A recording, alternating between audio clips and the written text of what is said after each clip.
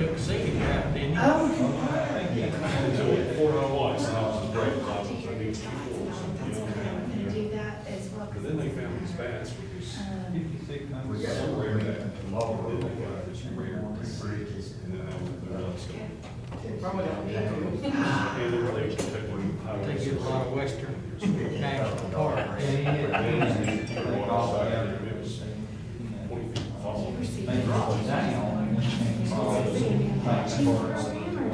20 feet tall.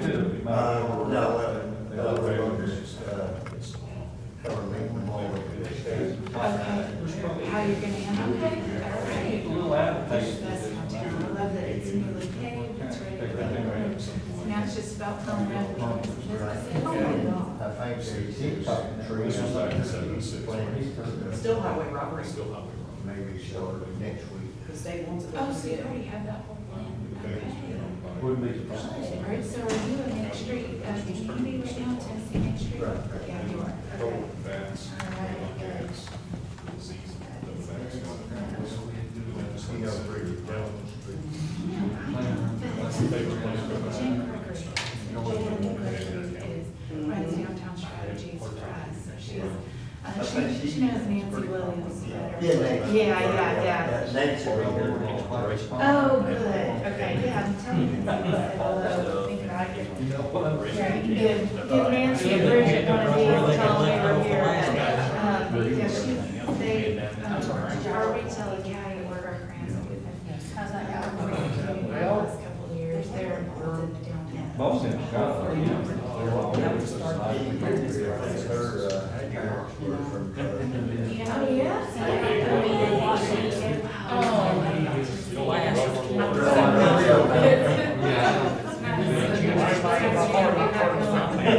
We probably know everybody They're streamlined, supposedly streamlined the 50s. All right, nice to talk with you too. I mean, They were voting trying to do it for like. you doing all right? No, I'm just tagging along. Let me go ahead and open this meeting and bring us to order if you can. Okay. Take a seat, please.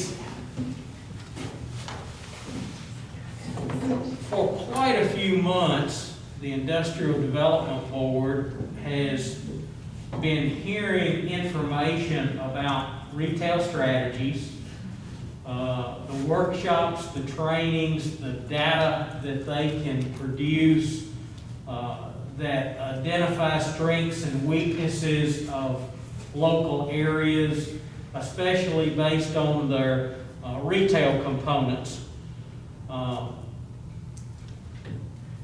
We've had some of our members who have participated in some of the trainings, Lacey, that your company has put on. This is Lacey Beasley with Retail Strategies out of Alabama.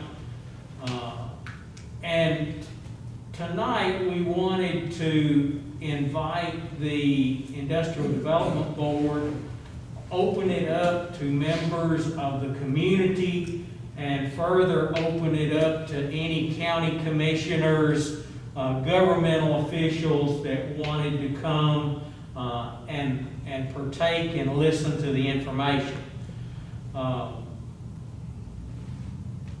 They have a distinct strategy that they use. That strategy involves detailed study and analysis of a local community. And from that, they can produce some pretty dependable, reliable results that are forthcoming in a package and a consultation format. So as we begin this meeting tonight, and then there'll be an opportunity for questions. Lacey, I don't know whether you want them as you go or wait till the end. I would love for it to be more of a discussion, if y'all are okay with that, that's Okay. great. I have a lot of content here, but I really would prefer to just answer any questions you might have. And before you jump in, I'm going to turn the meeting over for just a few moments to Mayor Chambers and let him also welcome us and direct us. for coming out. I want to thank Ms. Beasley for coming. This is her second trip doing this, so I'm glad she came out. Had to get some legal questions answered as what we can do and what we can't do and how it has to be structured. Again, I want to thank everybody for coming out. I do need to correct one thing, Mr. Chairman. I did not invite the entire commission due to social distancing requirements and everything. We couldn't have all these people attend. I am streaming it on Facebook and I am recording it on my camcorder. It will be posted on the county's website. Excuse me, it'll be posted on the county's YouTube channel with a link from the IDB board. And also, as I said, it's streaming live on Facebook right now. And the presentation Ms. Beasley's given out will be posted on the website as well, so anybody can look at it.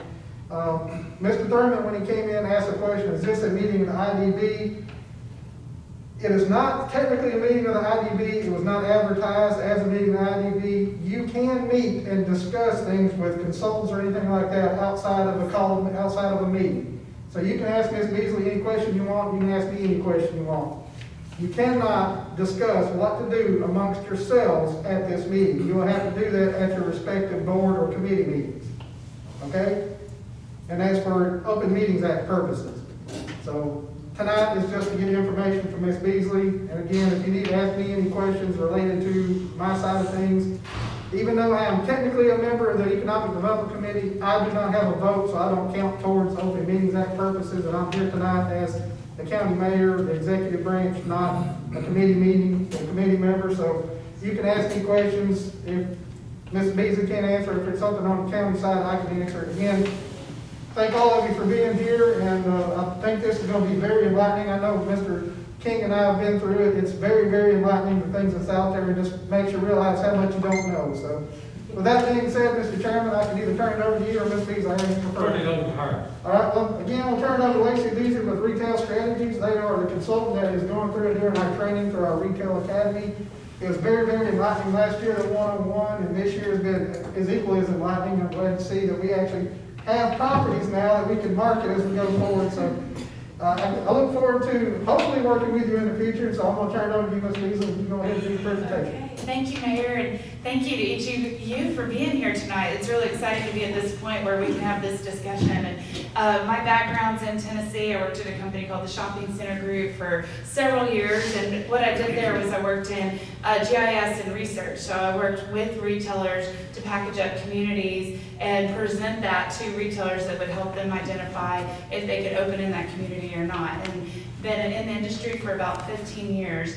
Right now, I'm in Birmingham, Alabama. We have a team of about 30 people at Retail Strategies, but we work in about 30 states all over the country. And the majority of the communities that we partner with are in Tennessee. So we have a long-standing relationship with the state of Tennessee and a lot of the communities here. As mentioned, as part of the Retail Academy program, that is something the Tennessee Economic and Community Development Department has put together. We partnered with them for about 5 years and working with communities, and really how that came together was the governor put together a rural task force committee that went out on a listening campaign to all the communities in Tennessee and said, what do you want? And the community said they wanted retail. They really wanted to understand how to attract retail because they understand that's a part of economic development. That's a part of quality of life. And the more retail you have, the more it feeds your tax base, the more it feeds your jobs, and really it helps you attract those high-paying jobs. So if you have a vibrant retail base, then the rest falls into place. And that's our background and how we came to this point. So thrilled to have Trousdale County and Hartsville that have been through the Retail Academy 101, currently going through the 201. We have a 301 program as well. But all of that is about training and providing materials, but then really it's up to the community leaders to put that into practice. What we're talking about today is a more formal partnership where our team members will work hand in hand with you to bring those things to fruition, where we'll be a part of the transaction from the time of generating interest until that business actually opens here, or looking at the property, all the intricacies of retail real estate. And I would say retail real estate is the most dynamic and fastest changing of all the commercial real estate sectors. it's fun. We're all experts in it, right? Because we all eat, we all shop, so therefore we all know retail. Well, a lot of times the operations of retail is very different than the real estate of retail, and that's where our background is and where we're the experts. So you are absolutely the local experts. You know everything there is to know about Hartsville and Trousdale County. What we bring to the table is what we know about the retail real estate industry, the connections we have with the key players. So what I wanted to do, and like I said, I do want this to be interactive, so feel free to jump in, ask any questions as we go throughout it. Just as much time as you would like to, we can cover any detail of this. I will tell you, this is not just a study that sits on a shelf. This is an interactive partnership and engagement that we're talking about here. And I want to start by just talking about what's happening in the industry. There's a lot of questions right now about just what's happening in retail. You know, with the pandemic hitting and a lot of non-essential businesses were forced to close. Obviously, hospitality has been hit the hardest, and there's been a lot of questions around retail. Residential remains very strong, and we have yet to know what's going to happen with office. We'll see that 18 to 24 months down the road. But there's a lot of disruption in retail right now. So what we're seeing is the categories that are actually thriving and doing well, and I enjoyed visiting with Mark earlier, and that's certainly something that's true here, is that groceries are doing very well. A lot of grocery stores we're seeing are up around 20%. General merchandise is doing very well. A lot of those are up around 20%. And home improvement. So those are the big winners over the last 6 to 9 months as part of the pandemic. Did any of you have a home improvement project that you worked on this year? Yep, just about everybody. And that's true of everyone I know. Then as we canceled our vacations, we stayed at home, started working from home, then we became very aware of those home projects. So those are the categories of retail that are thriving. Some of the categories that are struggling a little bit more are restaurants, clothing, and furniture. We are seeing a bounce back in clothing, and the other one is initially that was hit hard that it's come back is sports. Now we found pets are they're recession resistant. We love our pets, we always will, and we always spend money. So with that, there's not a blanket statement you can make about retail dying or thriving. You really have to break it down by the brand and the category. And a lot of this comes back to how each one of those individual companies is capitalized. I think it's important to point out that year over year, retail sales are actually up last month, about 5.4%. Now, some of this is due to pent-up demand, but the good thing is retail sales are up. That means that retailers who previously were a little bit hesitant or uncertain about what the future would hold, then this means that that confidence has come back, that they can continue their expansion plans. And what drives new retailers opening is essentially increasing same-store sales or building new stores. So as they've increased same-store sales, that gives confidence to build new stores, which is good for expansion, especially as you look at Hartsville and what your potential is to attract retailers here. So we always look at that. We also look at consumer confidence, which is a big part, and consumer confidence is starting to bounce back. Each one of these retailers up here, just as a sampling, has announced aggressive expansion plans during this recession. A few of them have pumped on the brakes a little bit, but there have been several that have said, we're doubling down, we're going forward, we are opening and expanding. What's really cool about what we've seen now that we have a minute to reflect back from March until now is that a lot of the brands are bringing in innovation that they didn't have before. So the Department of No that's in every retail brand out there, it's that group that's always very hesitant, doesn't want to take a risk, doesn't want to spend money on innovation. They've been forced to say yes this year. There's a lot of brands out there that were tired, that were over-leveraged in debt, that forgot their customers, and were kind of dying a slow death. And that's been expedited, and they're filing for bankruptcy. But they're all the brands that have been on our watch list for years, and all that's doing is freeing up really good real estate for retailers to take a look at. So, example of that, Fred's was one that's been on the watch list for a long time. You have a vacant Fred's, but there's a lot of brands that are out there filling up the vacant Fred's that are very aggressive right now to say, okay, we know this is our strategy, we know this is the real estate that works and the type of market that works. So that's a good example of how we want to work with you and look at what's happening today in the retail world, use the contacts that we have, and make sure that we're making those connections on your behalf. You know, again, common perception would say that retail is really challenged right now. These are all the different retail brands that are hiring right now. And I really want to point out Walmart and Instacart. Instacart, 575,000 new people, Walmart, 200,000 new people. A lot of these new hires are because they're incorporating what their online sales, grocery sales. If you have a mobile app on your phone, you're seeing that with Starbucks or Chipotle or Chick-fil-A. Then you order on your phone and then you go up to the store and get it. We saw an announcement from Burger King this last quarter that said they're going to shrink their indoor dining and expand what they're doing in the parking lot, and they'll have stalls. So you order on your phone, you pull up to the stall, and they bring it to you. Have y'all done that at Chick-fil-A? It's kind of cool. You order on your phone 15 minutes in advance. You pull up to stall 2. When you get there, you just click stall 2 and they bring it directly to you. So different concept than drive-through, but a lot of these fast food restaurants are starting to do that and will continue to do that in the future, shrink that indoor dining, but they'll still take about an acre of land. That's one of the trends that we will see carry on past the pandemic. That was something that a lot of them wanted anyway. We're also going to see an increase in omni-channeling, which is online stores and sales. So I say all that to say that the industry is doing well. It is alive and well. You're seeing a lot of news about the ones that are filing bankruptcy, but that's not overall a bad thing. It's just expediting things that would have happened anyway over time. So any questions on that before I talk a little bit about why it matters to have a retail consultant and a partner?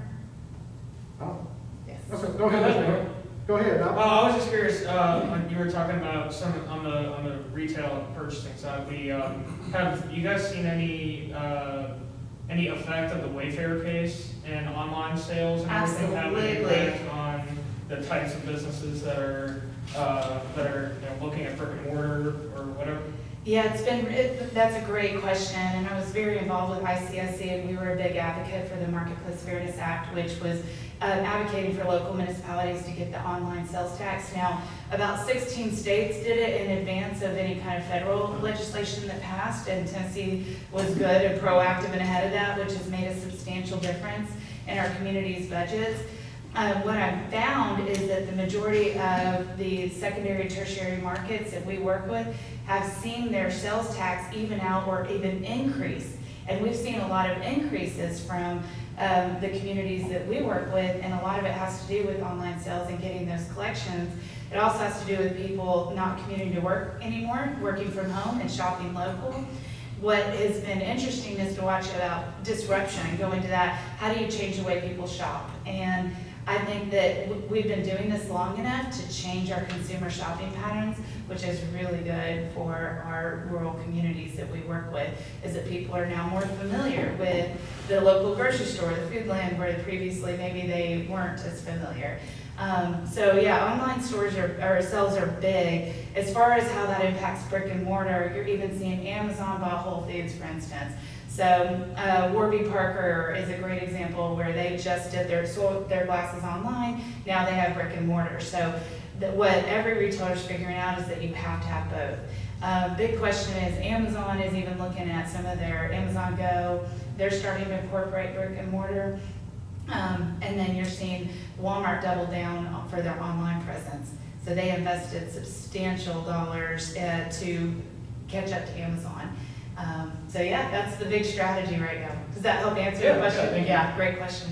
Any members? Oh, I don't have a question. I'm just going to elaborate a little bit more. You were talking about Chick-fil-A where you can pull into the space. Oh, yeah. Our McDonald's has that, and I've used that. And I'll tell you, I won't go through the drive-thru again. I'll do that. I really like that. And I then do the Subway, too. I'm the same. and use the Subway app and order it in. You just walk in and pick it up. So I'll probably do that from now on. So and that's just me personally. I've noticed that change just in how I interact with the local businesses. And so in the Walmart too, you can go ahead and get your order up front, just pull in the space and get it brought out to you. You don't have to go inside. I really like that. So I've noticed how I'm probably going to carry that forward as we go further.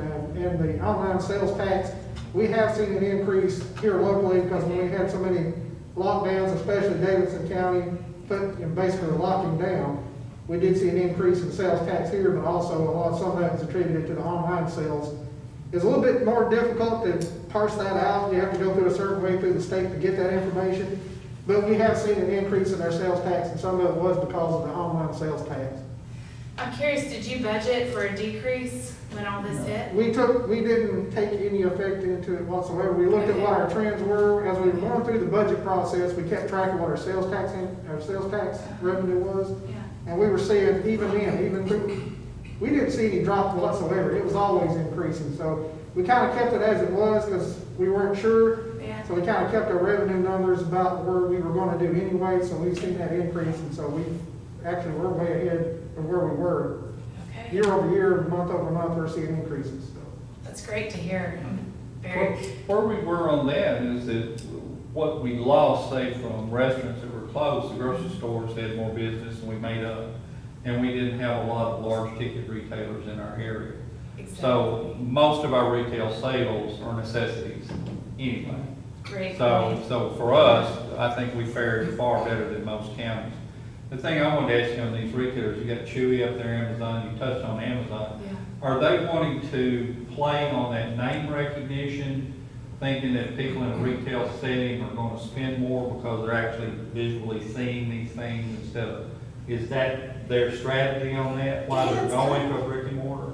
It's kind of a combination. I mean, great question. I think if you think about it, your phone's the last thing you look at before you go to bed. It's the first thing you look at in the morning for the most part, and the phone's relatable for everybody, if they're 3 years old all the way to 90, right? Everybody has a phone, so it's one of those things that every retailer out there is trying to figure out, how do they capture your attention through your mobile apps, and then how do they drive you into the brick and mortar. So there's a lot of buy online, pick up in store, or buy online, return in the store, and the term is omni-channeling, which is that seamless integration between the online and the brick and mortar. So a lot of these new hires are having to do with those types of things. Some of them just had an increase. They were just up in same-store sales. Others took that department of no, right, that turned into department of yes for innovation, and they had to hire people to implement the new innovation. So McDonald's, great example that you shared about the stalls, that innovation takes time and technology and things of that nature, so that's where a lot of the hires are But going. say like Amazon or Chewy, are they seeing that their interactions with the customer, that their retail brick and mortar sales are higher than their online sales for a specific customer? I'm talking about a transaction group. Yeah. If I go to Amazon, I'm usually buying that one thing that I went for. Uh-huh. If I walk into Walmart, I come out with a buggy full of stuff. So Yeah. is that what's driving them to get into that market? They call it the halo effect, and ICSC did a deep dive and a study on this about how if you're on their online store, when you go in, you physically go in, you spend twice as much.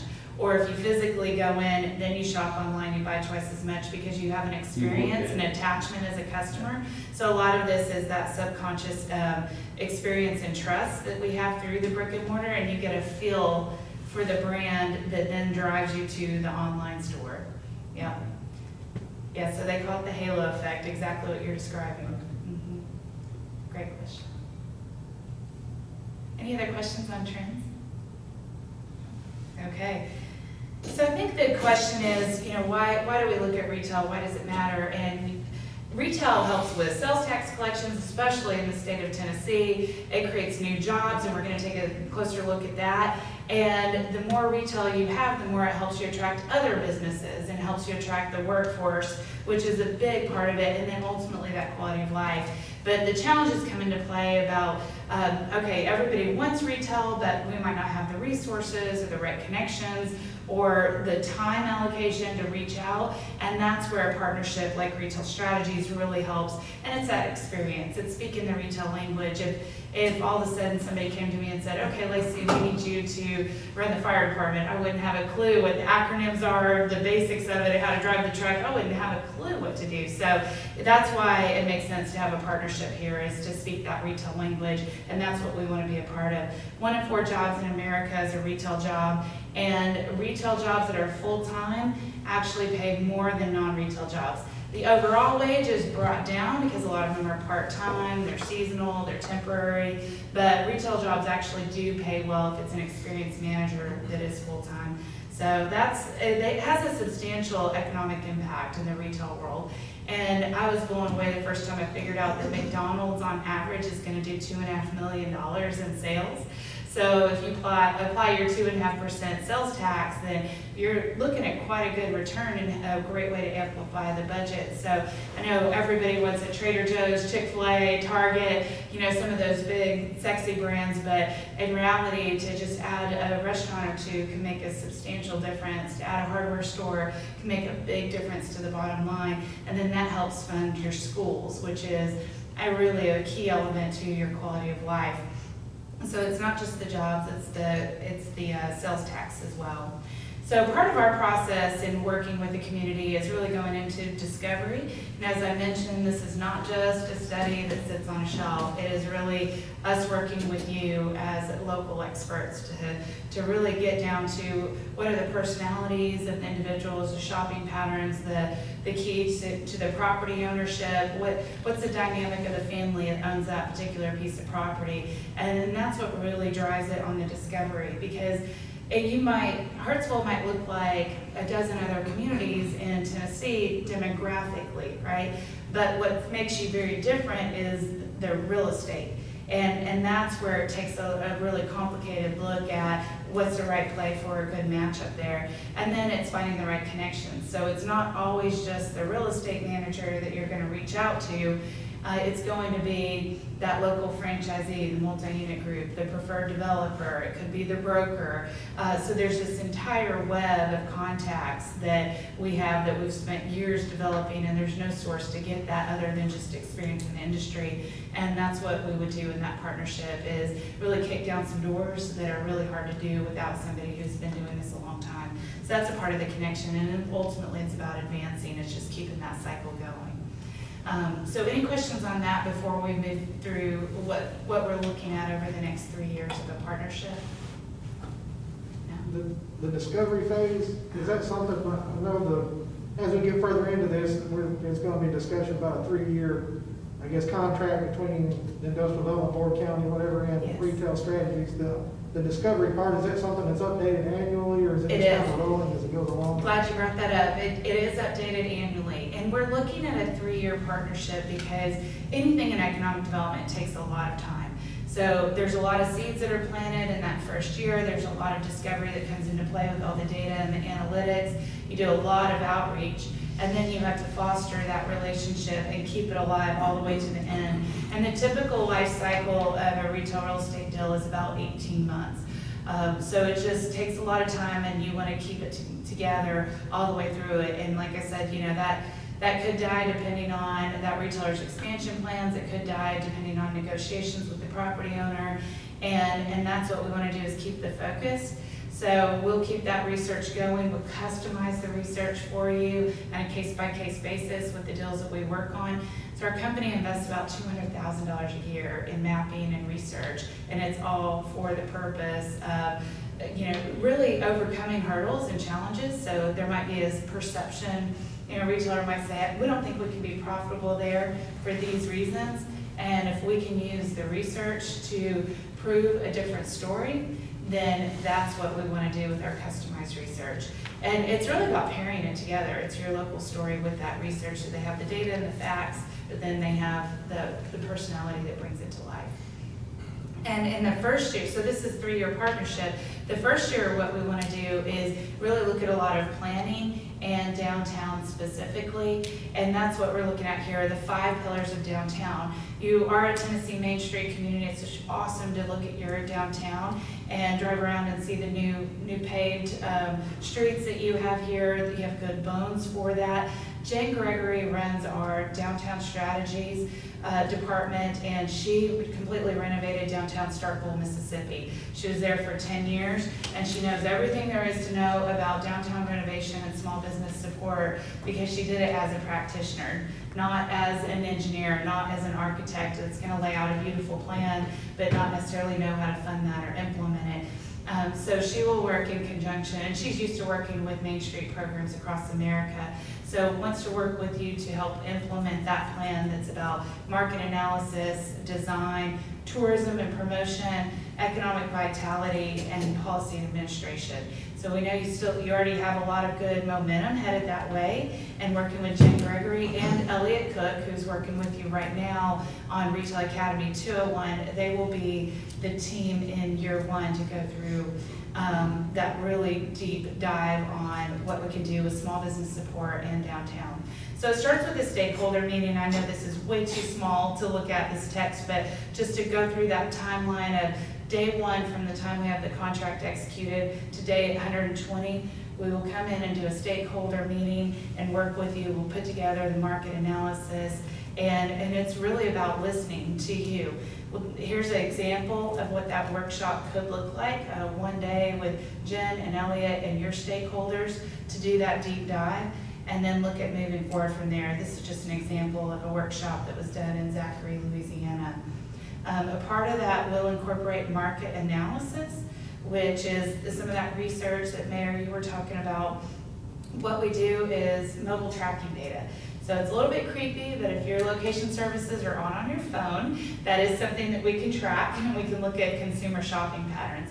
So what we want to do is look at what is the consumer trade area that is going to come here on a Saturday that goes beyond your municipal boundaries, beyond the town of Hartsville or Trousdale County, right? We want to figure out who is your true retail trade area and then market it that way using data.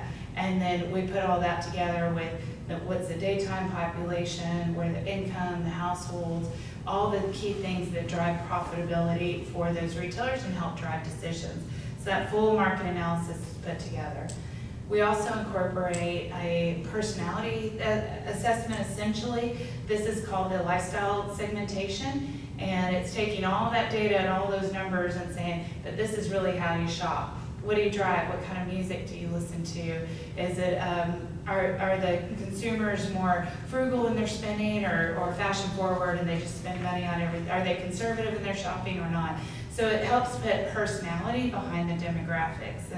And what we found is a lot of community leaders, when people say, tell me about Trousdale County, they will just describe themselves, and it's not always representative of overall rooftops. So this is a really good exercise to understand the personality of the majority of the rooftops and how those are the same or may vary. Any questions on that before I move forward? Yes.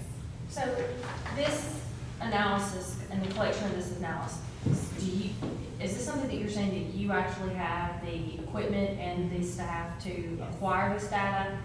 Or this is something that you're going to need a partnership with, as it would be the Industrial Development Board, to collect this data? We supply all this data to you. Okay.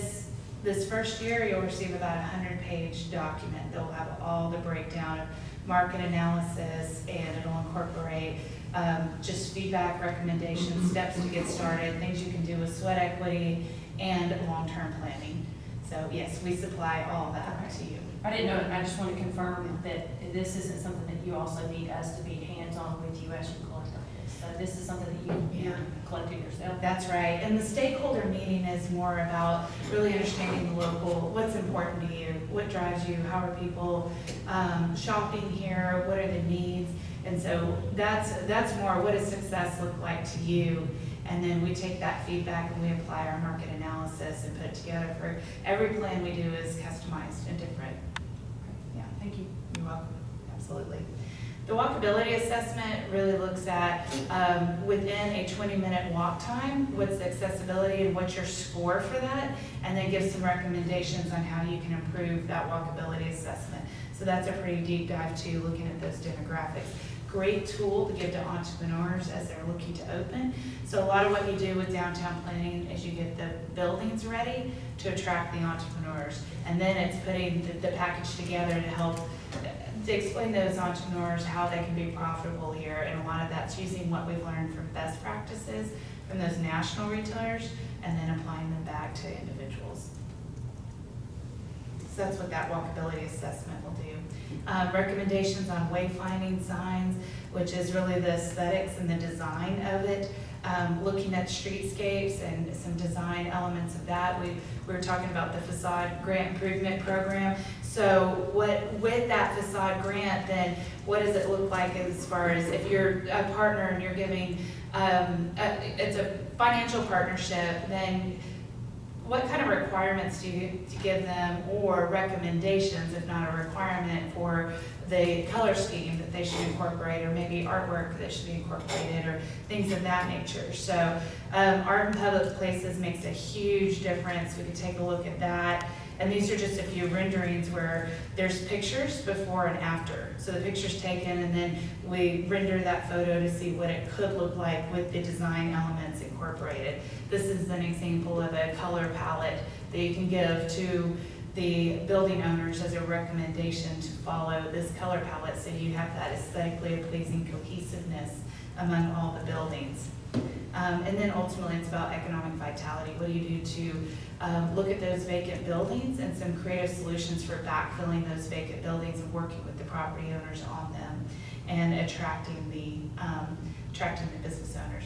So historic preservation, there's a lot of tax dollars and credits out there. So it's taking that deep dive on some things to look at if you're not already tapped into the historic preservation and then the tax incentives that are allocated with those. We do an inventory of properties, so we'll provide to you, if you don't already have it, every building, the ownership, the address, the size, which really helps in that long-term planning as well. So it's a lot about getting organized, and all this comes together in that 100-page plan I was mentioning to you. And then the small business support, which is, this was kind of shocking, but we figured out Main Street America came out with a report this year, said 60% of small businesses do not have a way to sell their product online. So this is a part of a guide, a tool book that you can give your local businesses on how they can start to sell their products online, the importance of their social media and how they market themselves digitally, and all the things that we've learned are key survivals during the pandemic that will carry into the future. So it gets into the operations side of what they do. So those are tools to share with all small businesses or potential new owners that you will get. As I mentioned, this plan goes through what to do today, that's no cost, recommendations to get started, and then long-term planning. Any questions on the downtown year 1 before we move on to talk about year 2 and 3? Okay, great. And y'all are already working with Elliot on properties and some outreach and prospects, so that effort will continue as well. It's Jen and Elliot on it. But then taking that a step further, once we have, really a deep dive and understanding of design and interest and all that discovery, then it essentially recycles this process where we do it all again, refresh all the data, and continue to look at your commercial corridor. So there's a big difference in the way that you recruit national retail versus downtown. Downtown is more about local entrepreneurs and it's about working with existing buildings.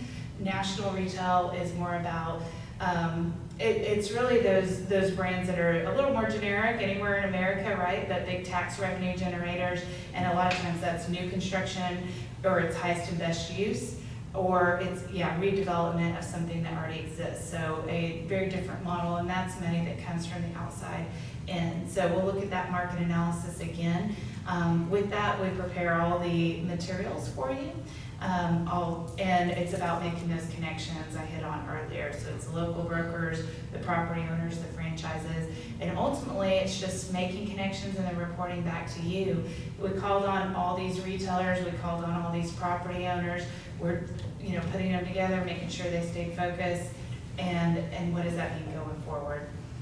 We've talked about Retail Academy already. This is something that we've already worked together on quite a bit, and we're going to continue to do. I think the key is that partnership with Tennessee ECD and everything that we put together. This is your marketing flyer that already exists. Again, this is something that we will update, but it's a highlight of all the key demographics that the retailers care about, and then on the interiors and aerial map, showing all the retailers on the rooftops, the traffic counts, and the opportunities that exist. This is just an example. I found it kind of interesting and wanted to show it. This is a peer analysis. So I mentioned earlier about how retailers they don't really care about municipal boundaries so much as they're gonna care about drive times or customized trade areas. So this is a 10-minute drive time from Piggly Wiggly. And you might look at this and say, no, Hartsville's nothing like Shelbyville. But if you look at their Piggly Wiggly versus yours, there's a fairly similar demographic within a 10-minute drive time, right? So then you do that full breakdown of median household income and market supply, and you can see where the market supply is much lower here, which would prove demand that the demographics can back up additional retailers here. But then the next step is looking at which retailers exist within that 10-minute drive time in those peer markets that aren't here right now, and how many of them what is your capacity to support additional units. And here's a few key categories. That gray line, and again, I know it's kind of hard to see, the gray line is on average how many retailers that the peers had per each category, and the green is what Hartsville had per each category. So you can see each category that's there, there's some other communities that have far more retail than you do, which again just proves the capacity to support more, which is why we're very excited about this partnership, is that we do believe that we can definitely have a lot of success in some way, shape, or form in our partnership that we create in attracting new retailers and helping with the downtown. But the data would show that there's a lot of market potential here. Here's some of the retailers that we saw often repeat themselves in those peer communities.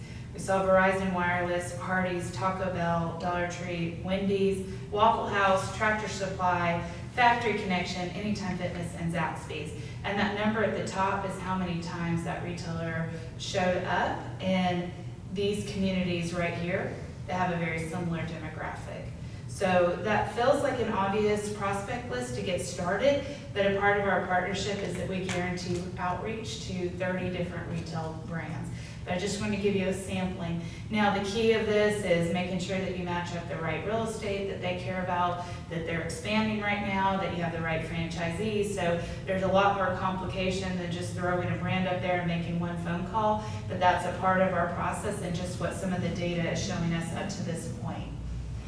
It's pairing it with the real estate as well, as I mentioned earlier. LoopNet is like the MLS of our industry. It's where all the commercial properties are listed. And I pulled up Hartsville and there wasn't a single listing. You clearly have available property here. There's nothing that's just out on the general go-to resource that our industry uses. So unless somebody has a reason to come here and they're driving the markets, they might not know about the available real estate that you have, which is what we do, and we get it in our hands. And this is probably the biggest key to the whole partnership. This is the critical piece of it, and then it's packaging that up, making sure that the key industry decision makers know about the availability and the opportunity that is here. What was that? I said, if you have 0 listings, you're gonna have 0 results.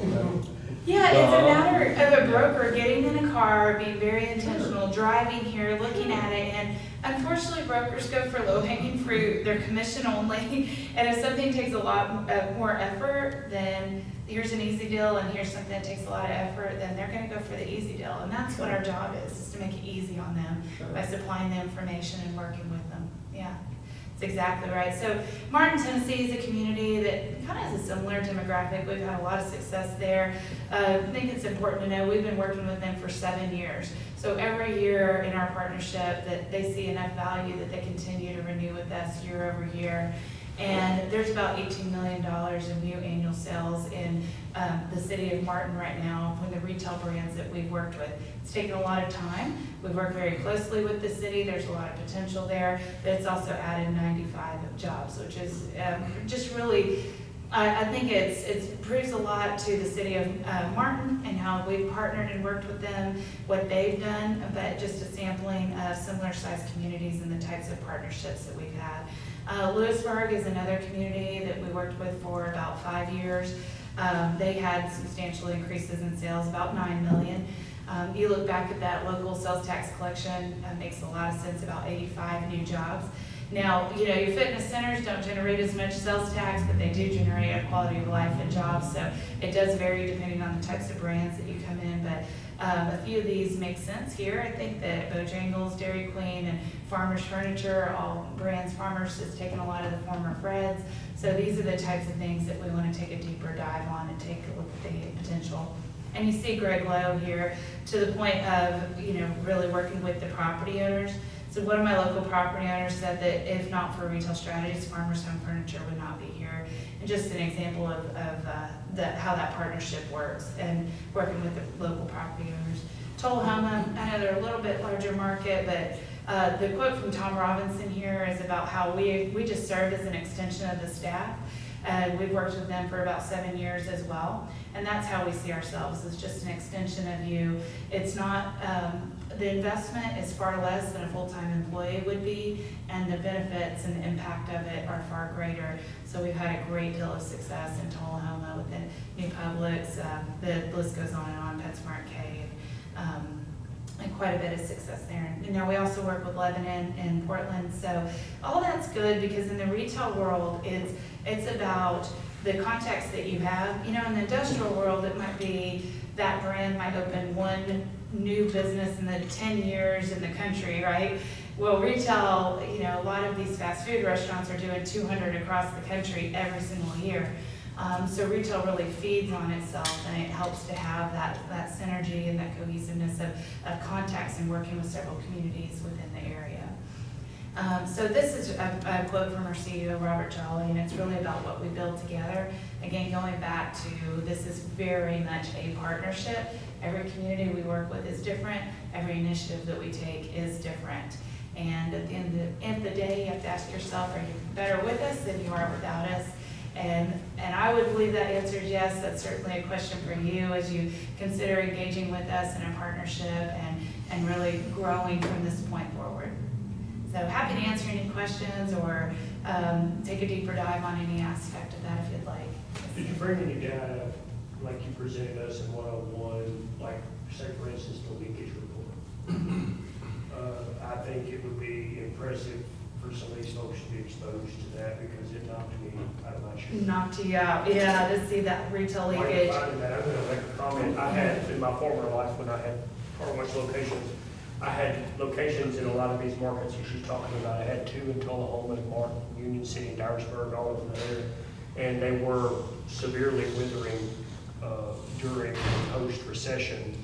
And I can see that they invested in their future, and obviously they're getting some return on that, so it's good to see.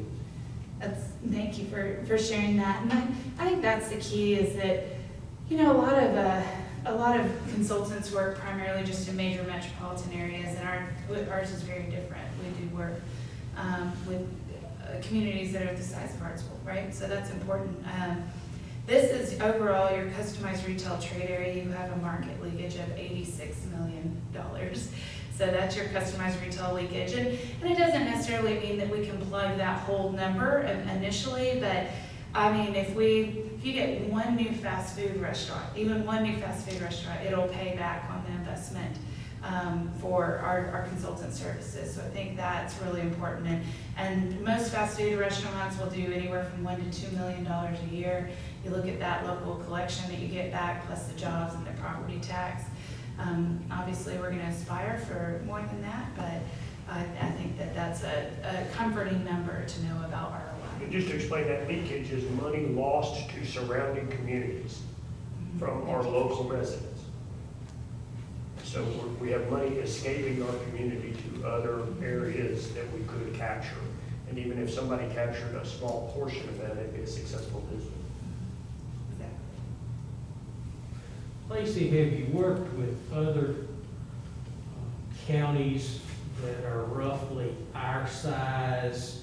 And from that standpoint, I go to, we're the smallest county in Tennessee. When you drive 15 to 20 miles from this point outward, you've crossed into another county and you basically entered another retail market area. You've entered Lebanon, you've entered Gallatin, both booming and growing areas. Can we realistically attract a retailer that is already in another market here because of those mileage constraints.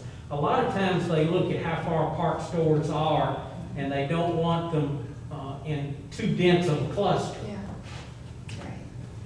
Yeah, that's right. So they call that cannibalization of existing stores, right? So what they look at is each store and what's the market trade area it can support, what are their average annual sales, and then when they hit the average annual, they'll build another store in the next closest trade area.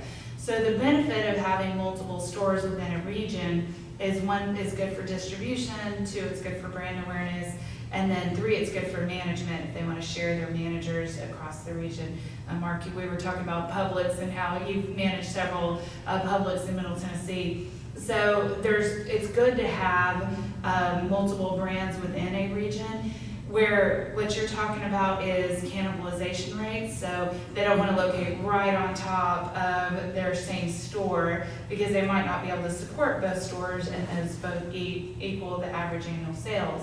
A lot of the fast food restaurants that we're seeing right now are aggressively growing and expanding, and what they require for their trade area is a 5 to 10 minute drive time, and they go into traffic counts and things of that nature. There is enough separation between, we're looking at, you mentioned Trousdale County, but really it's going to come back to the center right here in Hartsville because it's about the retail synergy, and retailers like to be right on top of each other.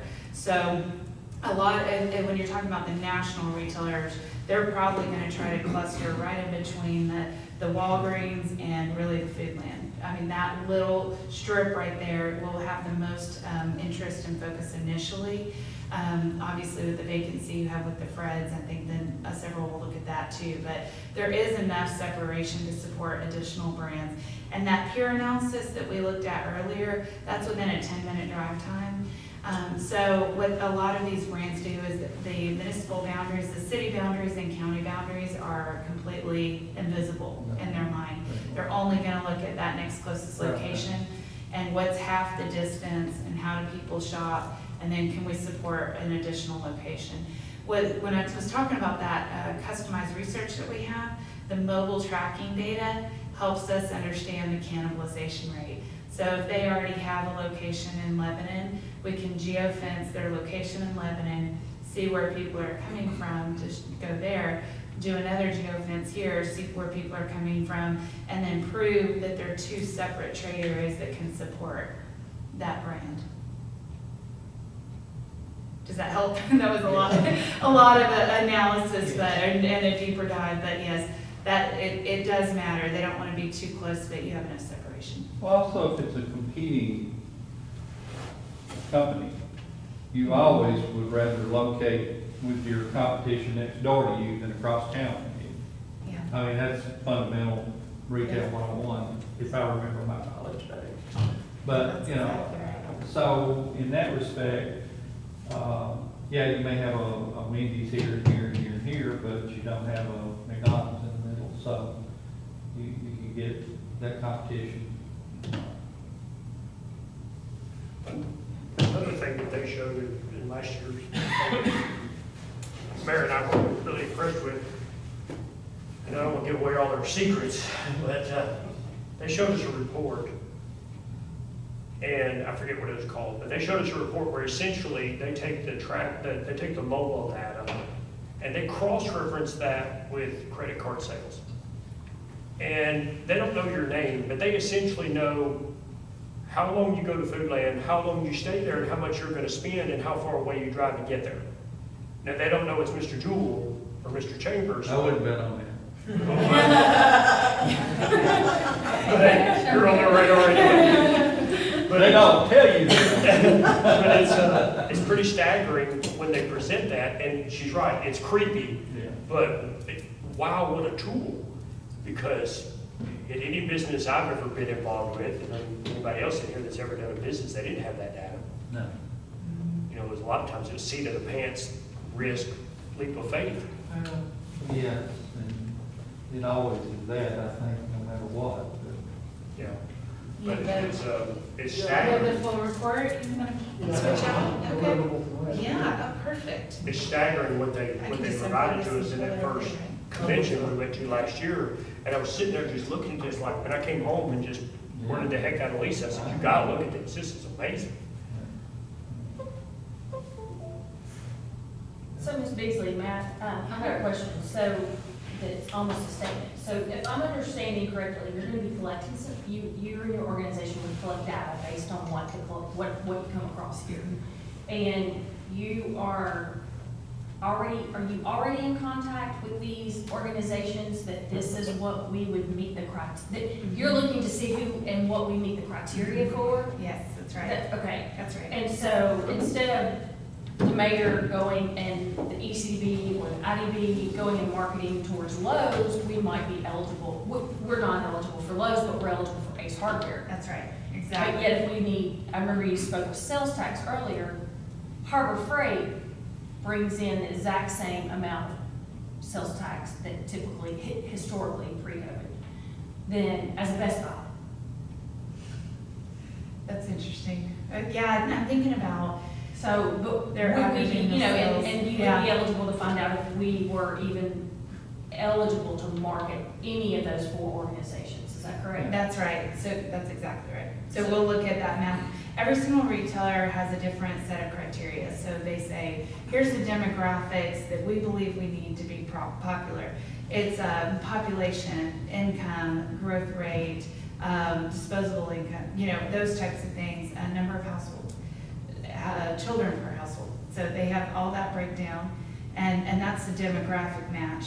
And then separately, they'll have a real estate match. This is the type of real estate, co-tenancy, whatever, whether it's new construction, freestanding, or if it's in a shopping center, strip center, they'll have that aspect. So it's a matter of looking at both of those things and then saying, okay, here are the brands that we think are qualified and more. So Lowe's on average does $35 million a year. Ace Hardware does closer to $3 million a year, right? So it's a pretty substantial difference in what they would collect, and then, but that's all supported by the demographics, the individuals. So you're offering a compatibility study based on who we are and what we are, basically. is what Yeah, that's very well described, yeah, exactly. Kind of the eHarmony of retail. Yeah. Okay. Good to know. And do you, and then my next question to follow up with that is, are you the link for those opportunities? Are you a link who gets these individuals these appointments? Or do you just offer, this is who you're eligible for? We make the phone calls.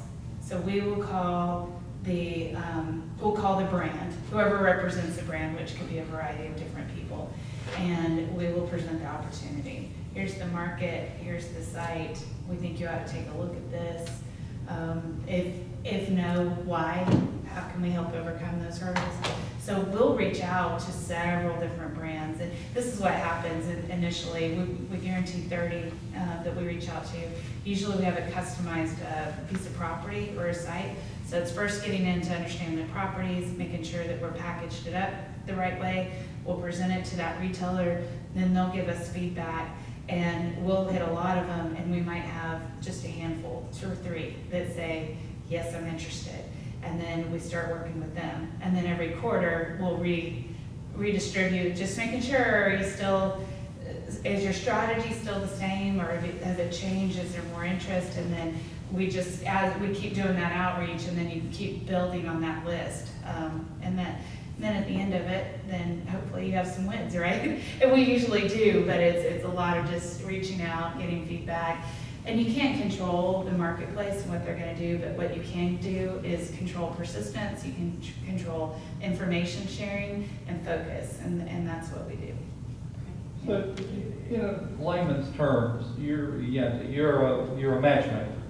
Mhm. I mean, any way you want to look at it, you're putting the store with the community instead of the man with the woman. You're a Yeah, that's matchmaker. right. I mean, Matchmaker. Mhm. or the middle person, or the middleman, or Yeah. the woman, or, Yeah. I mean, am I? That's looking right. at that No, that's simplistic, exactly right. or It's is exactly that right. basically? And much like eHarmony, right, there's a lot Yeah. of options, right? Right. So it's like, Right. how do you make the case that this is the best option this year Right. for the new store? Mhm. Lacey, we're talking in terms of a 3-year contract with your company Yes, sir. to do all of this matchmaking. Yes. Is that the end of the game? We Or would do love to you keep work going. with some communities in an ongoing fashion for a longer period of time? We work with several communities for a longer period of time. We start with 3 years because that's really how you protect your investment. So one, it's locked in for that amount of time. And then two, you can really see the results after 3 years of efforts. If it's just 1 year of effort and then it's terminated, then it's harder to see the results of all the work that was done in that 12-month period. So 3 years really protects you, protects your investment, gives enough time for it to be very obvious how the process is working. But Tullahoma and Martin that I mentioned, we've been working with them for 7 years. We just continue. So yeah, we start with 3, but we want to keep it ongoing. Yes, sir. I'm getting the feeling that, help me understand, I'm getting the feeling that you're a little bit more than a matchmaker because you're coming in and say, hey, you need to change your hair color, your eye color to make yourself more presentable. Is that my understanding? Because I heard you touch on a little bit of saying that, hey, you'll work with different, hey, this is a color scheme that you need to go with maybe, or, it kind of, so is that what I'm understanding? You do a lot of that, or You're making me laugh because one of my friends, I'll kind of tell a personal story. One of my friends that lives in Nashville, she's in her late 30s, and we took a girls' beach trip, and she just couldn't get a date on Match.com. She could not. So all the girlfriends said, let me see her profile. And in every picture, she was like way across the room, or had her sunglasses on, or had a hat on. And so we dressed her up and took pictures of her and put them on there. And she matched with the boy right then. And I love it. Presentation. Yeah. So you do go a step further. You do go a step further, and is that usually probably on the front end, or do you get feedback from the companies to say, hey, no, this is why we're not attracted to them, and so We wait for feedback from the companies. Okay. We want to hear from them, so we'll put it out there, we'll wait, and if there's a really consistent feedback, so it could be something along the lines of, you need more housing, then we have partners that help with housing developments that we can connect you with. That's not what we do, right? But we know people, and essentially that's a look at what we call a deficiencies report. So you want retail, but through that discovery process, it might be a discovery of something that's outside of our realm. You can at least identify that, and then we can share confidence if that's something you want to explore separately. thank you. In a previous meeting, obviously you did a lot of analysis, but in a previous meeting, you mentioned how you networked, because part of the value of the service that you offer, as I understand it, is knowing the right people. Yes. So could you describe to the group how your company networks with all these different brands and how Yes. that all works? Absolutely. So I've been in the industry about 15 years, and it's one of those things, to give you a scope of the industry, if you look at what are there 330 million Americans, well, our big conference that we have in Las Vegas during normal times has 30,000 people. Of those 30,000 people that go to that conference, 10% of those are retailers, right? So that helps you understand the math. So it's something like 0.01% of the US population are the retail decision makers. They're hard to access. They're the pretty girl at the dance. Everybody wants them. But that's the key that drives all the retail in America, which is pretty mind-blowing to understand that. So that's what we do, is we know those people, and we develop really strong relationships with them to where we can text them, call them, email them, and it takes some time to build their trust. They're overwhelmed, like everybody. Too many phone calls, too many emails, too much mail, that they just simply can't filter all of it. So they tend to only talk to people who they know are going to add value to their process. And through time, we've added a lot of value, and so they trust us and respond. We go to conferences all over the country when there are conferences. So the big one that we will represent you at, there's obviously Recon that I just talked about in Las Vegas, but there's the Tennessee-Kentucky Idea Exchange, which are these two states that come together, and then there's the Southeastern Conference, which is in Atlanta every year. I was actually supposed to chair that conference this year, so that got pushed to next year, so I might be chairing it next year. But that's where the developers, the retailers, the brokers, and the franchisees and retail strategies all come together for meetings, and we just sit and have discussions about opportunities. If I can dig a little bit into this, Mayor, do you go to the one in the southeast, the Kentucky, Tennessee, or the Vegas one? We didn't go last year because it became apparent. We went to the one that was in Nashville. Yeah. We went to that. And Mr. King went and talked to a gentleman from the fashion, I can't remember, Fashion Warehouse or something. It was one of those companies that has Factory Connection. Yeah.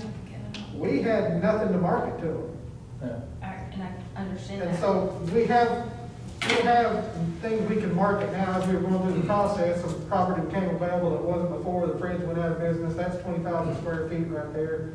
They have been in talks with a retailer to maybe come in there, but would only use 7,000 to 8,000 feet. So you've got another space we could use for that. So we didn't go in the past. We've been working through the Retail Academy to develop that list of properties that we could market. Matthew Carmen, his property right now, probably the best we've got. If you don't mind, we'll take this off. I'm starting to eat it. Matthew Carmen's property used to be a hotel property. If you're at the intersection where you've got Mexican grilled cheese and Citizens Bank, if you're sitting in between those, what would be off kind of northwest diagonally, that property right there is the best we've got. It's more raw. It's right there off the road. There's getting ready to improve the intersection right there to add turning lanes in all 4 directions. So it's the best piece of property we had. When we were going to that conference, that wasn't available. It was still owned by the hospital, and all the indications we have, they were not interested in selling it. So we've got that property with Fridge. The last time we met, we did our one-on-one with Elliot Cook. There was actually some properties that hadn't been looked at because of some residential development nearby. Mr. Cook said these may be good properties to go forward, so we'll reach out to the owners of those properties as well. So we didn't go last time because we had absolutely nothing to market to them. Now we do, so that would be something, hopefully working with retail strategies, if they're retained, we would be able to go and market. So here's what we've got, here's the properties, we've got the contact information for the owners, we know kind of, whether they want to sell or lease, what they want to do. So we're in a much better position now than we were when we went through one Retail Academy 101. So we didn't go in the past, but the intention was to do some of those things this year. But of course, COVID had different ideas on that front. I know it's a long-winded answer, but I just I appreciate the insight. Well, on that conference, and I'm going to flash over to a different conference, we went to the governor's conference, Scott and I went to. We heard a very interesting speaker who explained and quantified the dynamics of your primitive caveman brain. When you meet somebody, in about the first 2 seconds, you assess whether that somebody has something to offer you and whether you want to be friends with them. And if they have nothing to offer you, you are less likely to want to be friends with them. And it's funny how that happens, but when I went and talked to the man at Fashion Connection, he was very polite, but he dismissed me very quickly. Number one, I was completely uneducated and unqualified to speak the lingo to offer anything that would get his attention. I had nothing to offer him. When she calls, he's going to listen. Because they know him on a first-day basis. They see him at all these conventions. And it's a lot of money to invest in this community, but we'll never grow if we don't reinvest in ourselves. And while it's always a risk to spend money because you never have a complete guarantee on your return, if we were to hire somebody, if this county wanted to hire somebody with your credentials to go out, I would imagine that person would be easily $150 a year plus travel expenses. Whereas this particular thing, in my estimation, is such a lower risk, greater return for a community that's small, because $35,000 a year is nothing to Nashville. It is a lot of money in Trousdale County, so we just can't squander that or take that for granted. So my mindset behind all of this was, the guy was very polite, but he walked away pretty quick. I had nothing to offer him. It was embarrassing, but I understood it. So I know she don't get that as much because she has a track record, or her people, rather, her company has a track record. So that's why it started to dawn on me, and I started talking to the mayor about it. And if we want to get serious about this, just like LoopNet, all these places around town that are for sale, and I know it's not a lot of places, but there's a few, and they're not on LoopNet. So anybody from outside of this town doesn't know they're for sale. My wife's in real estate, Mr. Harsh, who is going down, he's real estate. If it's not on the MLS, you don't know it's there. If you drive by and it says house for sale by owner, you're only getting that drive-by traffic. She sold 4 houses last month from people from out of state that never set foot in Trousdale County. They got it off the internet, off the MLS or off of web, something like that. So I think what she offers can be incredibly valuable to us. And do you collect, like, who has property for sale, or is that something that we as a community do? So that goes back to me, do you have to have volunteers to bring that data to you, or is that something that your organization collects? We do what we call boots on the ground tour. So our team will go up here and they'll drive and look at everything, and then we have software that gives us the ownership for the parcels. But where we really lean on your team is to help us understand the dynamics of the individual who owns it. Right? Okay. So So your boots on the ground might need some cooperation with. Yes, and that's where that partnership comes into play, because we can look and say, you know, this person owns this property, but then, you know, the mayor, Mr. King, can say, oh yeah, I know that person, and here's their situation, right? And that really helps drive real estate. I think, there's a lot that's going on in real estate right now, because there are certain things that trigger a change in real estate that make somebody want to sell real estate where maybe they didn't previously want to sell it. So those triggers are death, divorce, desperation, like a tax bill or business closes, or natural disaster. So the 4 Ds that trigger real estate changes, and arguably we're going through all 4 of those this year. So I think we're going to see a lot of changes in ownership, which is a good thing. Change is good in real estate. Yeah.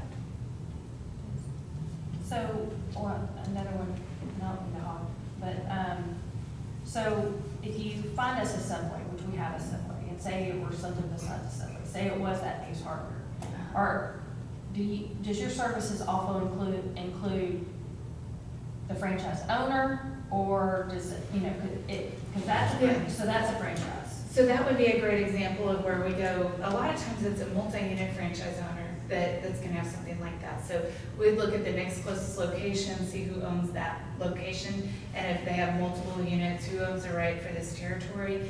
And we might already know that, and if we don't, we have means of finding it, and then we would call and see if they could do an additional location here. So franchise-based, you're exactly right, that's a big key to that web of contacts that can get a little complicated, but yes. So we would call them, but then it would be up to that operator and franchisee to make the investment and actually handle the financial side of it. Yeah, but if and some of them will say, Marco's Pizza, they're a great example, they always say, yeah, bring me an operator, and that's something that we can tell you, well, yeah, they would open if they had an operator. But the more successful path we found is to find somebody who's already successfully operating a franchise. A good example of that might be going to who owns your Subway here and seeing if they have interest in opening a Bojangles, right? Because they can have multiple brands and they're already familiar with the franchise ownership, and they're well capitalized in that, so that's one strategy that's been effective.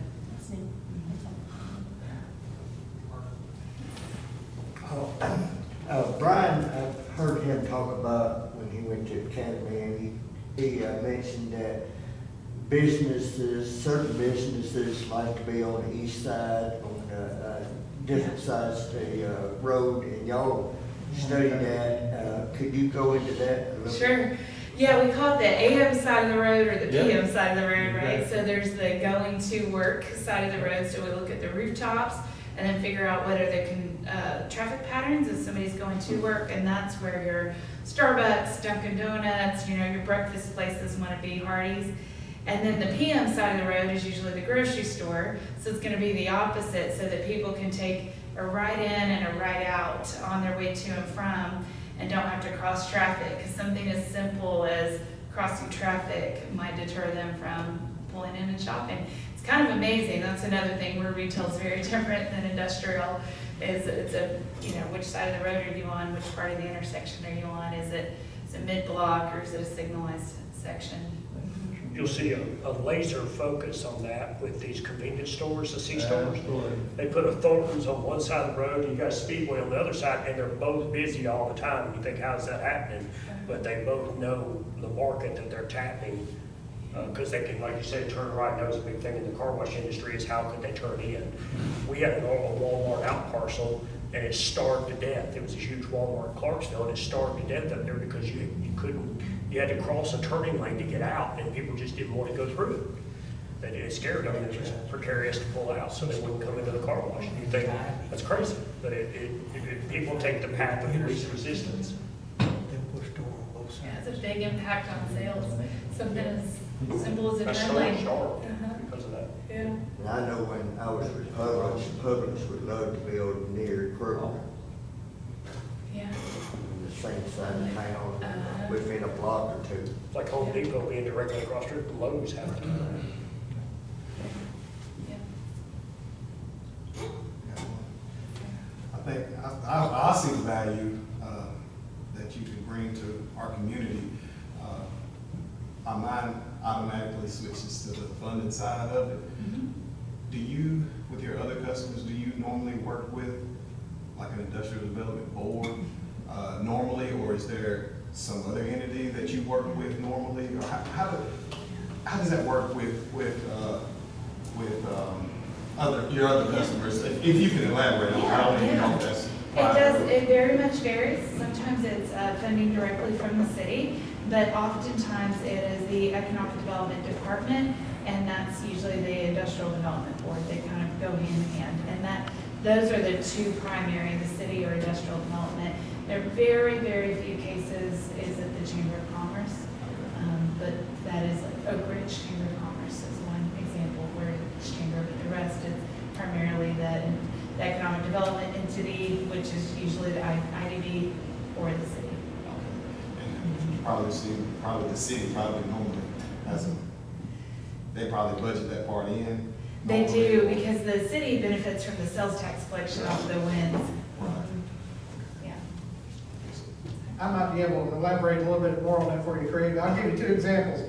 Clarksville, Montgomery County, I hope I got that county right. That's right. And then Cookeville Near Industrial Development Board. That big new shopping center and everything right there off Interstate Drive in Cookeville. The Industrial Development Board did a pilot on that. However, it was brought to them by the city's economic development people. The IDB just acted as the pilot, and they didn't have anything else to do with it. It was brought to them by the city. Clarksville, Montgomery has Clarksville, and I think Montgomery County and one of the other ones, they all pay into the Industrial Development Board, and the Industrial Development Board has its own economic development staff, and they go out and do that stuff. So it's just like you got 95 counties, you'll have 95 different ways of doing it. And normally, since for Trousdale County, the county has no economic development staff. We use Tennessee Central for industrial recruitment, but they don't do retail. Right.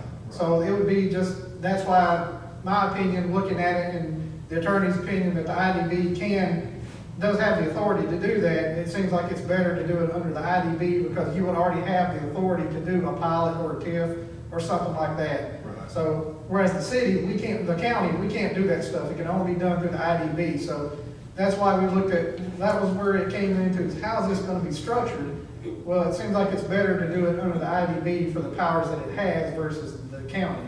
Now, as you get down the road, that's where you're going to get into, is this going to continue? What's the funding mechanism? Exactly. Well, if you have them bring in, I don't know, they bring in, let's say Ace Hardware comes in, and all of a sudden you picked up $80,000 in sales tax revenue coming in. Well, some of that can go back to trying to increase, or to pay them or pay somebody else to increase further retail development. Because I think once we start getting one or two of these, I think we will get more. And one of the things I really look at is if it's viable still, would be the hotel. Usually if you get a hotel, you're going to get a restaurant or something right next to it. So you land one, you're going to get another. So basically, what I'm hearing is we have another sales pitch to make, to get continue funding after the fact? Or, Yeah, down the road. Or we all in? Well, If we decide to do it, we all in and it's better work and then. And I won't get too specific, because I know we're not supposed to, but it's my it's just my general strategy that I'm hoping will work, is that if Industrial Development Board can push this forward for a period of time, and then we can get some momentum, then we have some positive progress to go to the city commission, the county commission, to get some aid or funding going forward. Now, maybe that third year looks like partial funding, maybe it looks like funding, full funding on the fourth year, whatever that looks like. But this will be a partnership. The hotel feasibility study that we had 2 years ago, it's like an appraisal on property, it's outdated now, but she's gonna have that. So the Economic Development Committee that Scott and I are on, and we've all been yakking at them about it, have essentially said they would be willing to listen to possibly paying for the updated appraisal, which is far less than the initial appraisal, but it still costs a little money. Now, Economic has a very small bank account, so they don't have a lot to contribute, but they want to help. Right. The Chamber of Commerce that Natalie is on, they can contribute. So this is going to be a partnership between Industrial Development, Economic Development, Chamber, and then after a period of time, we're going to rely on this man right here to pull a rabbit out of the hat and help us get through the county commission where we get some funding going down the road. Right. So this is not Industrial Development holding the reins. It's a whole partnership hand in hand. That's why we had hoped we'd got enough people to come out here tonight where it wasn't a surprise in 2 years when they said, well, I don't know anything about that. So that was our hope anyway. Right, I understand. Is to kind of keep where everybody else can follow the progress also and follow the ride and say, hey, that nice lady from Birmingham, man, she's doing a lot of work. She's really making some progress up here. We've got a Waffle House, and I know that man right there will be the biggest customer. He'll have his own table. So that was me by my first name. Anyway, that's the mental strategy that I got working on in that little spot in the back of my Well, head. I think one thing that if we put the Industrial Development Board in charge of it, or it's their game, so to speak, it's gonna be easier for us to get county funding for the Industrial Development Board than to say we're gonna turn this money over to retail strategies. Because you have the group of people on the Industrial Development Board that the community, the commissioners know and trust their decisions and their input. And my thing is, let's not wait until 3 years from now to try to get the funding. Let's try to get a little bit next year, a little bit the next year, so that we're not getting it all at one time, and that supplants some of the money that's going out from the Industrial Development Board now. Instead of waiting 3 years to ask for $35,000, let's try to put 10 in next year's budget, maybe. You see what I'm saying? Maybe, I'm saying maybe, but I understand. But you follow my reasoning, so that year 3, some of that money has already come back in there, and Industrial Development Board would have the money to go ahead and do year 3.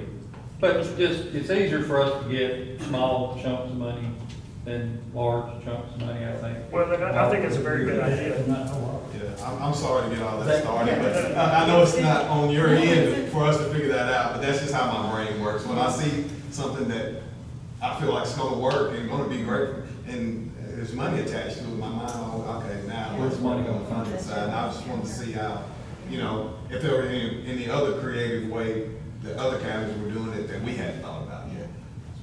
It does vary. I'm a native, been here 67 years. I'm not saying that I agree with some negative things that I think happen sometimes here that impede growth, impede positive thinking, or putting out some money to make more money, or just really more. I think it's more important to improve your community, because everything's going to work toward that end if you do it right, and if you have the foresight to try to push that. And I think this is a great way that we need to start. We need to try to be very positive if we can, and to still get as many people on board as we can, as early as we can, to have this light mind and so forth. We can't live in yesteryear. I don't think anymore. We're not going to regardless. And I just think if we are proactive in the right way, maybe we can turn the minds of a few naysayers. That a prime example of this is what happened with the hotel, right? You know, I thought it had a lot of momentum there at one point, but unfortunately it didn't happen. The growth is coming, so Right. your 2010 census, I think it was around 7,800 in the city, and now you're at closer to 12,000 maybe, 11,500. Well, it's just when So you hear it's people coming- say, well, the county is broke, or, you know, this negative attitude and so forth. If you just look at all the houses that, I know we're not, I do know that. But, you know, if you just look at all the houses that have been built in this county in the last few years, you know. Yeah. So getting ahead of that plan, setting a And we competition. need to keep the other side of that moving in the same direction too. to me. Quality of life. Yes. And I understand you're bringing us realistic opportunities, not pipe dreams. Yes, absolutely. So, with that first year, we're collecting data, we're getting analysis, you're giving us marketing material, and also policies and procedures in that first year as well. It's like, Now, what about infrastructure? Will that be year one, or is that even something that you even help with water, No, we don't water, have electricity? That's okay. Good to know. Do have a personal friend who is very dear to me that has worked with your organization in the Okay. past. Okay. And her first year that she went to Las Vegas, no one would answer her calls. Or show up for her appointments that she thought she had made. Yeah. And her organization, City of Lebanon, signed with you, because I think they met you all at that first one where no one would return the phone calls, and she. Are you talking about Diane Fletcher? So then, and then the next year, the appointments doubled for opportunities because the data was collected, the information was being collected, and had a realistic idea of who those appointments really needed to be with and who they need to be. Yeah. So, I've seen a community much larger than ours, benefit from your services, and they speak very highly of you. Well, thank you. I'm glad to So, hear that. Yeah, because currently we're working with Sarah Hastings there, so I'm not sure. Yeah. But we used to work with Diane back in the day. Yes. Yeah, okay. She's great, yeah. So Sarah speaks very highly of you too. Thank you for sharing that. And what could we expect in year two? I know we're talking year one. Yeah.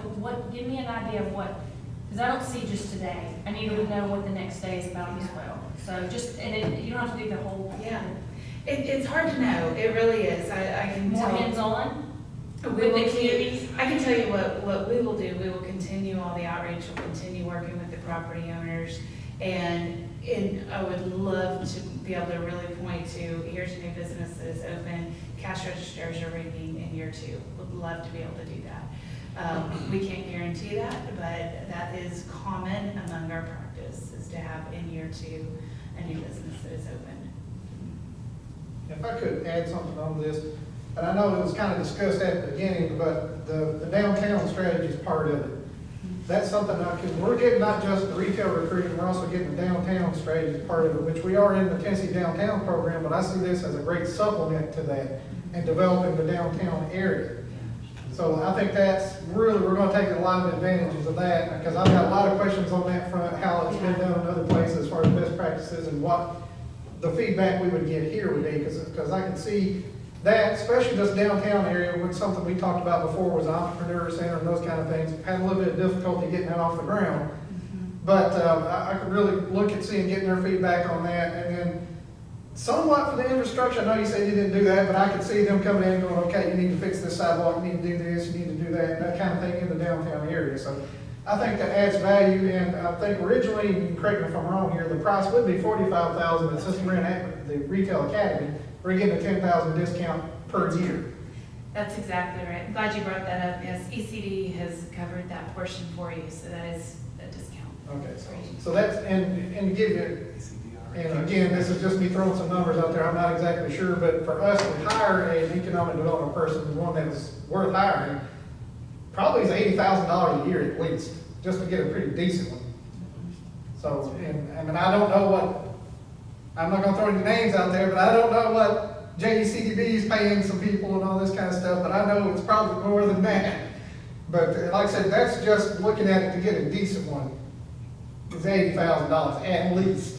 And that's not going to say then that we gotta pay for software and all these other things to go into it, so. But you're also getting Right. your connections too, I see in there. Right. So you're not Network. getting, like, I know Sarah said that she definitely couldn't, she got so many more appointments that showed up the next year at the mayor's conference. And I want to follow up on I something. think that was the mayor's conference or something, so, but it was the, whatever in Vegas. Yeah, Yeah. Because the JCD and the ECDB for the city and the county shared a booth, and so they really, it was really a dominating effect of the appointments that happened after retail strategy. And we can call people all day long, but it doesn't mean they'll answer the phone call. I mean, Right. and we can collect the data all day long, but I believe that she's offering more to the package than just the data collection. She's offering the implementation, the marketing materials, and the appointments, and those who we would even be eligible for, which is huge. I want to follow up on something Mr. King talked about, the gentleman from the factory connection, because I went and talked to him after Mr. King did, and again, nice guy. I could tell I was getting, thank you very much, keep on going. It's a lot like speed dating, and I could, well, it's exactly like speed dating, and I'll give you an example. With retail strategies, here's my example, retail strategy, the first of these. You can speed date me, or you can speed date Chris Hemsworth. You're gonna get different results, that's just the way it is. But also, I would say, with the development we're seeing in Trousdale County, with the explosion being so close to the it city right now, Nashville, Davidson County, all this stuff, timing is very, very essential. We can hire somebody to do this that's gotta go out and get these connections, all that stuff, or we can retain a consultant to come in that already has all those and take advantage and basically strike while the iron's hot. That's the way I see it, because I think right now, we are very well positioned, probably the best we've been positioned in 30 to 40 years to take advantage of so many things out there. And I can't do it. I just don't have the time. I don't have the experience. It would take me years to learn how to do this, and then I think we may be behind the curve at that time. So that's just how I see it. And I'm not telling the board how to vote or anything like that. That's just my opinions on it. I got kind of more of a opinionated statement while everybody's here and everybody's on the forefront of it, but I think, and Robert hit on it a little bit before, before there was kind of some negative feedback on what should come, what not should come, but I think where Lacey's team would help us is we're not buying, the community's not buying into someone else's idea, we're buying into hard numbers. We can now present something that, hey guys, this is not what Craig Moreland wants, this is what the numbers say we should have. Right. And Based we on have, who we are. based on who we If I are. can interrupt. And this It's is based on who we are. Based on who we are. So I think that will help with the negative, comebacks for us. And I think that's something that people can get behind. And I think the next challenge would be for us to let as many people know about this situation as we can, because a lot of people are like me, and we blow and we go and we run, and then all of a sudden retail strategies are here, and I never knew anything about it. I'm not putting my money there. I don't know the answer to how to get more people involved, to know, but I think that's something we really need to look into. How can we let the community know that this is happening? But I don't know the answer to that, but I think that's where we need to get to. And you mean more than just the commission? Yeah, more than just We're not the supposed to commission. talk. Yeah, no, I need help, seriously. But yeah, it's just more than just the commission, just have a community wave of people getting behind this thing. And I really think it'll go because, for one, it's just not one person's idea. So if I can It's ask numbers. her this question, so if we challenge you to help us get the word out of what you would be offering this community? Yeah, I think the stakeholder meeting that we have initially in that kickoff is gonna be a great spot for that. But we'll supply all the materials, and then, it's, however you want to distribute those is a big part of it. But the marketing flyer that we have is something that you can own and share with everybody. It has all the demographics, all the information.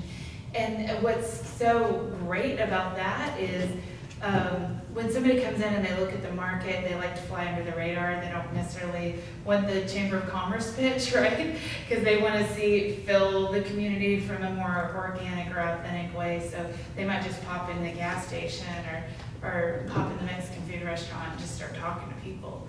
So to make sure that whoever they run into is saying a positive message will really help. I run an airport for the city of London. So I totally get it. yeah, oh, you do, yes, so Yeah. I've given a presentation in that airport before to They knock on our door to find out Yeah. how nice the people are all the time. Yes. So, Well, I don't want anybody to get the wrong impression. We're all relatively newcomers to this community, and I'm not trying to come in here and change this community into what I left. I don't want it to be this explosion of unbridled growth, but it could be better. It could be healthier. We could have more choices. And if we do it in a calm and collective, controlled manner, then we might could mold this community into something better without losing its identity. Because I like Hartsville. I don't want to turn it into Franklin or Lebanon. I want it to stay Hartsville, but it could be healthier. It could be somewhat better. And that's all that Scott and I, and that our efforts, that's all that motivates us, is we just want to help. Could we circle back to the hotel thing? Because I was involved in the local investor group that was going to try to get cobblestone in here. And as part of that investor group, I couldn't tell you what happened, why we didn't go forward with that. I know that we didn't get to the amount of money that we needed, but then it died. And I don't know why it died. I never got a phone call asking if I wanted to participate at a higher level.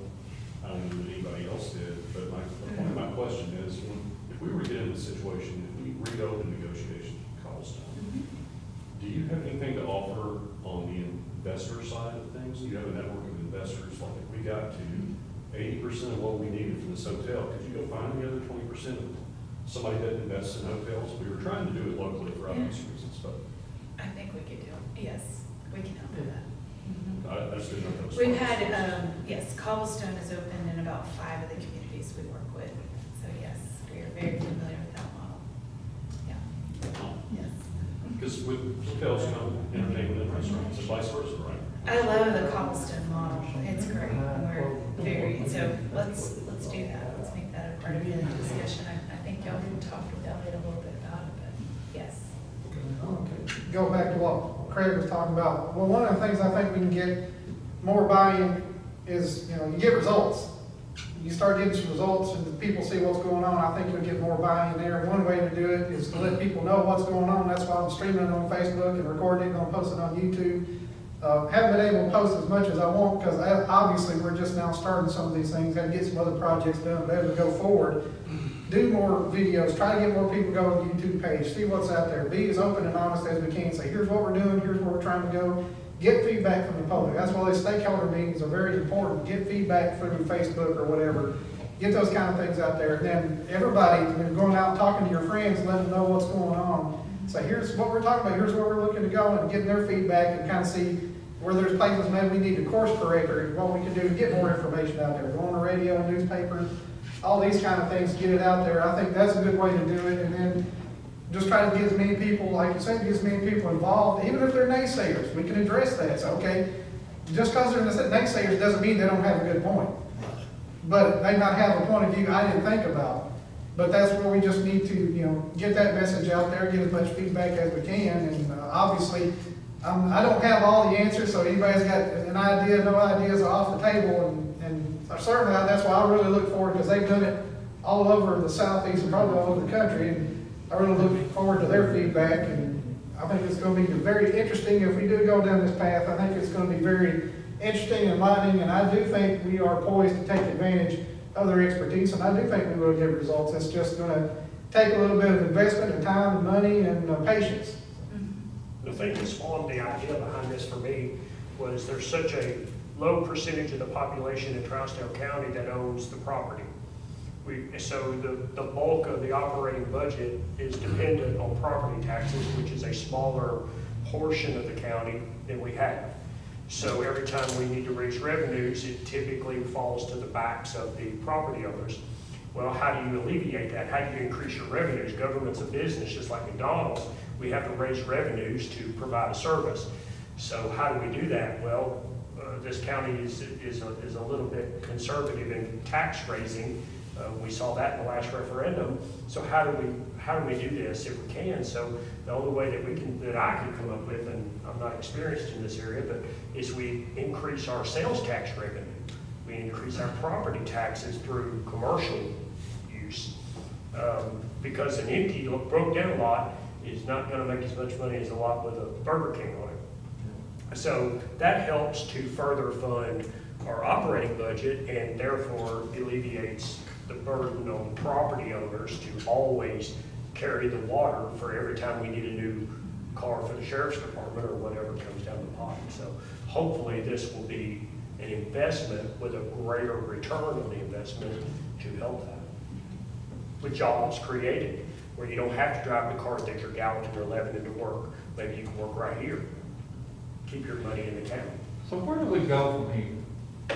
Is this just a contract between Retail Strategies and the county or the Industrial Development Board of the county? It would be, right now, I believe it would be between Retail Strategies and the IDB. Okay. If the county's going to contribute anything going forward, it would be monies given to the IDB. That's my thing. So, no, it would not be, the contract is not going to be between Trousdale County and Retail Strategies. It's going to be between the Industrial Development Board and Retail Strategies, and then the county can give the IDB money to help pay for some of these services. And you can base it on if they get an Ace Hardware or something to come in. Okay, we had X number of, the state can keep track and tell you what their sales tax coming into us was through that. And say, okay, we increased our sales tax by $80,000. Well, certainly we can turn around and give $20,000 of it to the IDB to help pay for the services of Retail Strategies. Right now, to do this, the Industrial Development Board simply needs to meet and make a decision whether they want to do this. Yes, and then so that's where we're at, right? that's where we're at right now. This was mainly, I Information. don't say mainly for the IDB, but that's where it's at right now. That's the organization that it's best couched under is the IDB. So it'd be up for the IDB to vote if they want to contract with Retail Strategies, and that's where the contract between them and Retail Strategies. I think the idea was the first year the IDB to fund it, get a little bit of feedback, let's get us a little bit further into it, let's see where we stand, and then the county to put in some money there. Now, if we want to look at that again during budget time, when we've got $700,000 from the state we have to spend by December 31st of next year, so we've got some money there. Find the money is, I'm not concerned, I'm just concerned about the process of how it needs to be done. And that's what it is. It's IDB is going to be the one that contracts with them if they vote to do that, and then the county could give them funds, similar to what they do in Hartsville and Montgomery County, give funds to the IDB to help fund those programs. Yeah, I'm under the impression that at our next meeting, we would have to come to a discussion and a vote. I think that's what you need to do. And that will be Tuesday at, I think, 6 o'clock. Next Tuesday, is it? Yeah, it's the 17th, 6 o'clock in the mayor's office. 5 o'clock. 5 o'clock, sorry.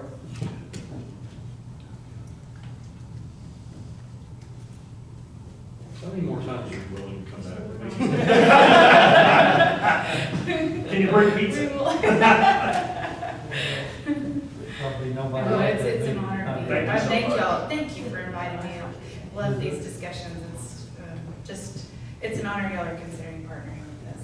I'm excited. I see the potential. It's very cool. I will say, if you could participate by Zoom, I can set that up. Yeah, Since it's in the sure. mayor's office, there's a TV there, and I'll just set my Love to. Surface Pro up. That'd be and- great. Love to. Thank you so So much. I will, I'm Wendy's. if I don't send you an email in the morning, email me and remind me, and I'll schedule a Zoom. Okay, perfect, thanks. Yeah, you have a little bit going on. Kind of busy. Be great. Are there any other questions that need to come before the group tonight? If not, IDB will meet Tuesday at 5 p.m. in the mayor's office.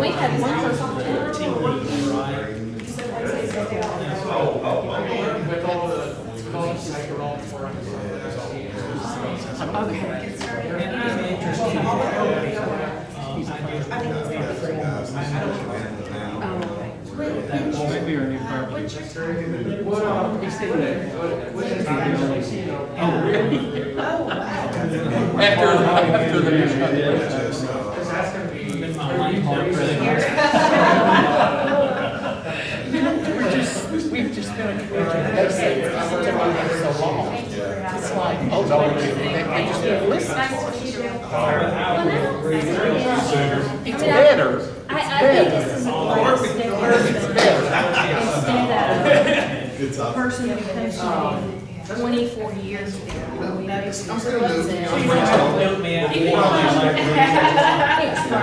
Gotta keep Oh, yeah. I got semi-busy. that too. The thing that always bothers me. But yet you Why did you bring the business here? If you're any good, what in the hell are you doing in Hartsville? No, yes it is. But I'm just saying, you know, I mean, that was what I put up with. And it's not like. Why you doing it? Get me out of there. Do what I Right, it's just right there. You have two sections right here first. I'm just using this as an example, you'll go from there because it's got to be better. What's it gonna look like? What's it gonna look like? I thought. Yeah, I'm good to go. I'm good to go. I got one more question, when we turn this stuff off, it's still running. so Okay, it's okay. gonna kill I'm the out of here, battery. man. Thanks for having me. Yes, sir, thank you for coming very much, I appreciate it. No, I appreciate it. We worked with them, man, I think especially, talk to Lebanon, talk to Gallatin.